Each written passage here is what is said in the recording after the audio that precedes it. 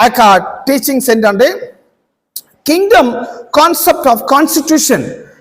దేవుని రాజ్యం యొక్క కాన్స్టిట్యూషన్ అనే దానికి మీరు తెలుగులో లాస్ట్ వీక్ చెప్పారు ప్రజాస్వామ్యము కదా.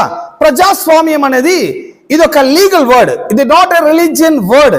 సో బైబిలే చూస్తారంటే అది బైబిల్ వచ్చి అదొక రిలీజియన్ బుక్ కానే కాదు. యాక్చువల్గా మీరు బైబిల్ ఓపెన్ చేసినప్పుడే మీకు తెలిసిపోతుంది ఓల్డ్ టెస్టమెంట్ అండ్ టెస్టమెంట్, కొత్త నిబంధన పాత నిబంధన.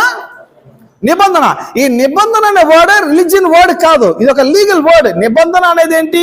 Contract, agreement and will. So ఈ యొక్క టెస్టమెంట్ అనేది ఏంటి? ఒక పర్సన్ విల్లింగ్ గా ఉండి టెస్టమెంట్ రాస్తున్నారు. టెస్టమెంట్ అనేది